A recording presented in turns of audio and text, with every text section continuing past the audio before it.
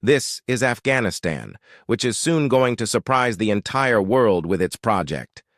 No one ever thought that a country that has been trapped in hunger, war, and poverty for years could do something like this. Afghanistan is building the largest artificial river in the world, which will completely transform the country. 285 kilometers long and 100 feet wide and 8.5 meters deep, this river is known as the Qosh-Tepe Canal. To build this river, the Afghan government has not taken any aid, equipment, or engineers from anyone. But why did Afghanistan need to build such a large river? And how will this river transform the Afghan economy? Let's find out in this video.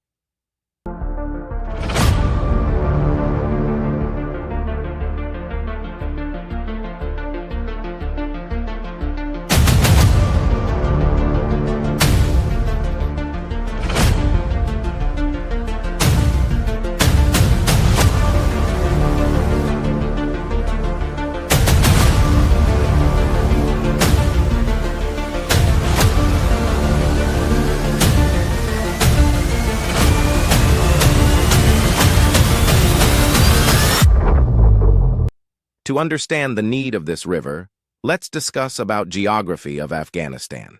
Afghanistan is a landlocked country, sharing border with countries like Pakistan, Iran, Turkmenistan, Uzbekistan, and Tajikistan. Afghanistan has 5 main rivers, which are Amu Darya, the Helmand River, the Kabul River, and the Hari Rud and Murghab River. But these rivers are unable to fulfill the requirement of water in Afghanistan. That's why Afghanistan is facing the water crisis from a long time, mainly in the northern region. So, to fulfill the water requirement of northern area, government decided to build an artificial river which will supply water, starting in the province of Bulk and passing through the provinces of Joseon and Faryab. Approximately half of the canal has been completed, and the rest is being built at a rather fast pace due to an ongoing growing water and food shortages crisis across the country. Some countries that share the Amu Darya River with Afghanistan have complained that the canal may affect their share of the river water. However, Afghanistan has vowed to not allow such a thing to happen. It is also clarified that Afghanistan is the only country that literally does not benefit from the river, and thus it is entitled to its share. This canal is quite an urgent matter for the people of North Afghanistan, which has become an arid desert over the past few decades due to global warming, declining groundwater reservoirs, and a lack of sufficient irrigation systems. The canal is now bound to provide water to more than 1 million Afghanis, enabling thousands of farmers to return to agriculture. This will be achieved as 55,000 hectares of land are turned into farms, with a great focus on grains and wheat. In fact, the country aims to become a wheat exporter by 2028. The project began in March 2022 and is set to be completed in 3 phases. The first and second phases involve the actual digging of the canal, while the third phase is dedicated to the installation of water irrigation systems and other infrastructure. The project is managed by the Afghani National Development Corporation and is fully funded by the government from tax revenues. Initial estimates put the cost at $500 million. However, new estimates predict the need for an additional $100 million. This leads us to wonder how the Afghanis managed to undertake such a colossal project with limited and rather old equipment, a limited number of experienced engineers, and no outside help. Some Asian media outlets were too harsh when describing how the Qosh-Tepe Canal is being built.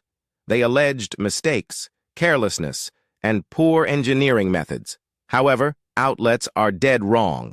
The government funded the project and designed it based on intensive land surveying and soil studies. They did not send some diggers to conduct such complex work in a random manner. One of the main objectives of these studies was to ensure that water lifts are not needed due to associated costs, flood prevention during winter, and soil compatibility. Thus, the canal had to take a path on flat land, with an elevation similar to that of the source area on the Amu Darya River. They also had to ensure that the canal path is located on the most fertile lands and within close proximity to towns and villages along the way. Once the canal path was set, 200 private contractors were spread over 114 sections, representing the first phase that extends 108 kilometers. As many as 7,000 haul truck and excavator drivers, among others, including project engineers, worked and are still working on the project.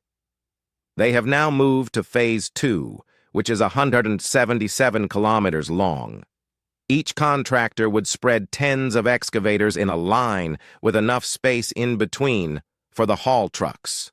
The trucks would then be filled and leave in an orderly manner to dump their loads in nearby designated low-elevation areas.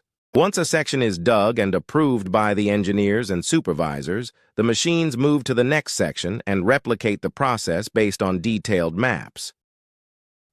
Finally, economically, this project will give a huge benefit to Afghanistan. Afghanistan does not need to seek aid from any country for food. In a few years, hunger in Afghanistan could be eliminated, and Afghanistan can become a self-dependent country for food. This is a significant achievement for a country that has experienced war in recent years. At the end, thanks for watching our video.